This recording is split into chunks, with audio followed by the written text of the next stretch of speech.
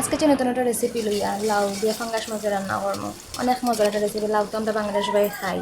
তো লাউ আমি প্রথমে রান্নার আগে প্রথমে পেঁয়াজ রসুন বালা করে বাজি দিয়েছি। বাজারে বাজি দিয়ে দিলাম পরিমাণ মতো মশলা।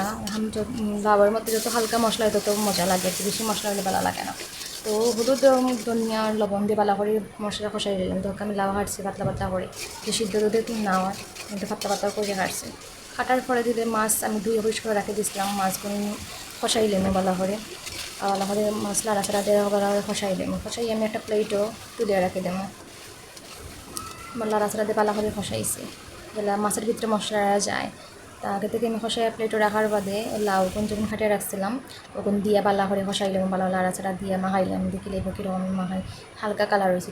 ক্যামেরার মধ্যে কিন্তু তো দেখতে সুন্দর লাগেন না, কিন্তু বাস্তবে কালারটা দেখতে অনেক সুন্দর হয়েছিল, খুব মজা হয়েছিল। কিন্তু পালা করে সে লাড়াচাড়া সিদ্ধ হয়েছে আমি চেক করবো। সিদ্ধ যদি হয়ে যায় তো দেখিলে ওকে কি সুন্দর সিদ্ধ হয়ে গেছে। আমি তো মনে সিদ্ধ হইতো না, তো সিদ্ধ হয়ে গেছে। তারপরে মাছ কোন বালা করে দিয়ে লাড়াচাড়া দিলাম। লাড়াচাড়া দেওয়ার বাদে আপনারা ধন্যবাদ বা কাঁচা মশলা দিতে পারেন। আমরা জাল দিছি না, ধন্যবাদ আমার কাছে আশ্রম দিতে পারছেন, আপনারা ধন্যবাদ আপনারা দিতে পারবা।